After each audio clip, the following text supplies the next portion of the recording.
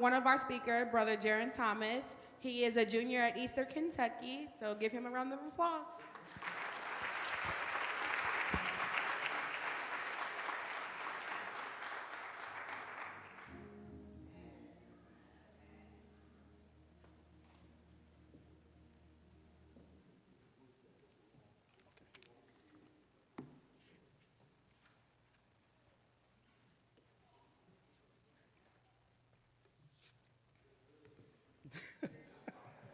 Thank you. Good evening, everybody. Good evening. I want to start by thanking God for the opportunity to be able to come and speak today.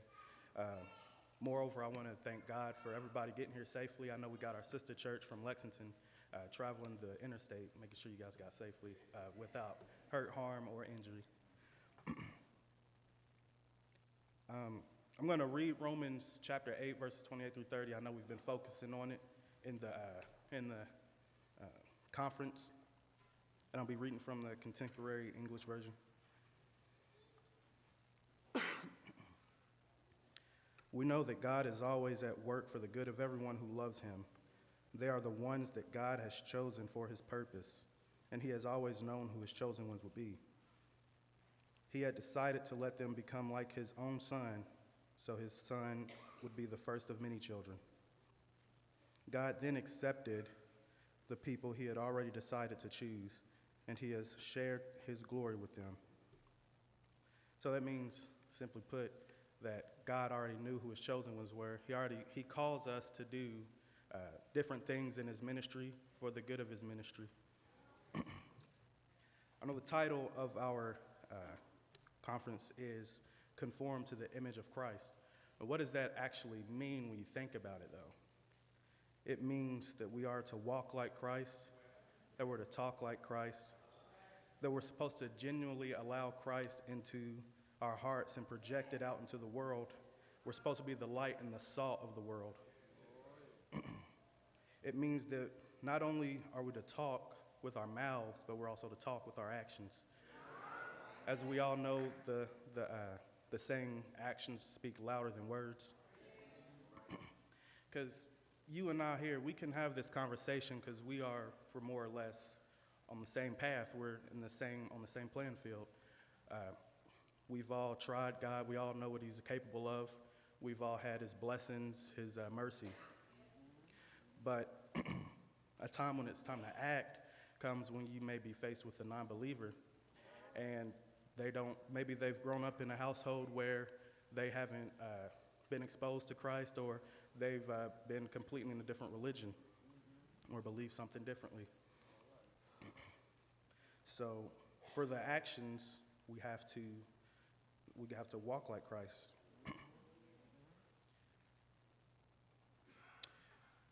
It's like staying on that same topic with the non-believer. If you were to try to speak to them with your mouth, they may not want to hear it. They may be completely shelled off. So you have to soften them up, if you will, with your actions. And it may not be an hour, it may not be that one conversation. It may not be a day, a month, or a year. It may be 3 to 5 years, but it takes that time and that endurance. So maybe they say, let's say it's someone you work with, and they say, I've seen you for 5 years, and you do the same thing, and I've seen what they don't know to be at that time as God's blessing and favor over your life. And they see that, then that's when the time to talk comes in. You've cracked that shell, if you will. I'll tell you a story about me and my friend. We used to go to high school together. He sent me a text, said, "Hey man, you wanna go to Roosters like we always do?" After he played on the football team with me, and after every win on Friday night, we would go to Roosters. He's like, "Hey, let's go put a hurting on them like we used." I'm like, "Oh, all right, I'm all for that. Let's go." But we caught up and talked, and I'll put it in perspective. We got to Roosters at 9:30 on Friday, and we didn't leave until, I want to say, 1:30 or 2 in the morning on Saturday morning. Now, don't get that wrong. That's not how long we was in there eating. We didn't hurt them that bad. We ain't hurt them that bad. I got to have some recruitment for that. I can't do it all by myself. But a lot of that time was spent in the parking lot, and we talked from a range of things. It started off talking about Derby, oddly enough, and we were talking about how much revenue that brings into the city. I promise I'm on the same track. I'm not diverting. We talked about how Derby brings a lot of revenue in the city and how it's good and everything. Then from there, we went to how people have so much money, like how there are billionaires, there's millionaires, and there's billionaires who are able to live lavishly and could live, if it was possible, could live several lifetimes, and someone over here has absolutely nothing or has to work 2 jobs to get something for the children. That all added up to being conformed to the image of Christ. It was odd, or it wasn't odd, it was interesting because we didn't plan that conversation. That was about an hour and a half long conversation just in the parking lot. We didn't plan that conversation. And he knew it too, because he was going through some stuff as well. But we both knew that was God there, because we started talking about what you can do with all of that money. Some people do use that money for good, but there are a lot of people that use it for the wrong things. And you can, it's like a propaganda game, if you will. If, let's say that person who has millions or billions of dollars, they start getting people telling them that, doing them favors or sucking up to them or whatever it may be, they start feeling some type of way about themselves. They may start to think that they themselves are God, when that's totally not the case. With that type of message, you got $1 billion, you got billions of dollars. I could be the owner of a TV network, and my goal is to push out misinformation about Christ, misinformation about Jesus. There are a lot of shows like that I saw, and it takes relatively small amounts of time to do it.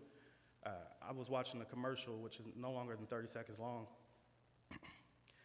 on True TV, and it was a family, a mom, a dad, and a young girl.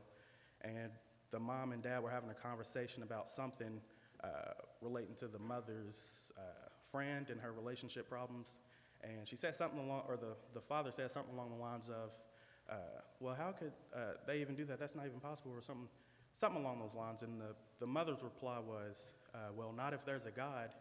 And the little girl asked her mom and said, well, is there a God? And they kind of just looked at each other like, yeah, well, whatever. And then that's how they ended the commercial. It's supposed to be a comedy. That's obviously not funny. But having so much money and not using it for the right things, you can mislead millions of people.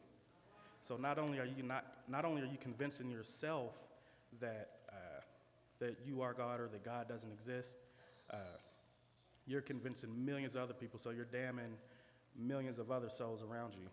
And going back to my conversation with my friend in Roosters, we were talking about how come Judgment Day, that's a real scary thought, to be in front of the person that you thought didn't exist. First and foremost, being in front of the person you didn't think existed. First of all, that's a big shocker right there.